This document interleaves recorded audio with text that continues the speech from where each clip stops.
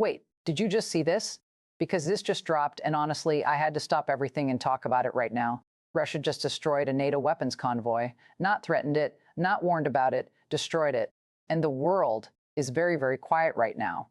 Okay, so let me break this down for you like I'm sitting right across from you, because this is important and I don't want you to miss what's actually happening here. So you know how NATO has been sending weapons into the conflict zone for a while now, right? Missiles, artillery, ammunition, all of it moving to supply routes that NATO believed were protected, secure, out of reach. Well, Russia just proved that wrong. A convoy carrying NATO-supplied weapons was hit hard, multiple vehicles destroyed. The supplies that were meant to reach the front lines never made it, and that changes things. A lot of things.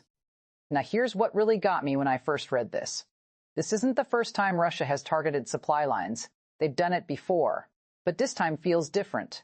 Because of what was in that convoy, because of where it was hit, and because of how Russia's talking about it right now, Russian officials came out almost immediately. No hesitation, no hiding it. They confirmed the strike themselves and described it as a direct response to what they called NATO's escalating involvement in the conflict. Think about that for a second. Russia is not pretending this didn't happen. They're not being quiet. They are openly saying, we did this, and we will do it again. That is a message, a very loud one. Before I go deeper into what was actually in that convoy, how Russia pulled this off, and what NATO is saying behind closed doors right now, hit that like button and subscribe so you never miss these updates. This story is moving fast, and I'm going to keep breaking it down for you as it develops. Okay, so back to it. Here's the part that should make everyone pay attention. NATO has spent months building these supply routes, carefully planned, constantly monitored. The whole idea was that weapons could keep flowing no matter what. Keep the pressure on. Keep the front lines supplied. Russia just punched a hole straight through that plan. And military analysts, people who do this for a living, are saying this strike was not random. This wasn't luck. The level of precision involved, somebody knew exactly where that convoy was going to be, exactly when it would be there. That is a serious intelligence problem for NATO, and everyone in Brussels knows it. Now I know what you're thinking. Okay, but does this actually affect me? I'm not in a war zone. Here's the thing, though. Every time a moment like this happens, every time Russia directly hits something connected to NATO, the temperature in the room goes up. The pressure builds. And the decisions that come next, those are the ones that determine whether this stays contained or whether it becomes something much bigger. NATO countries are already in emergency discussions.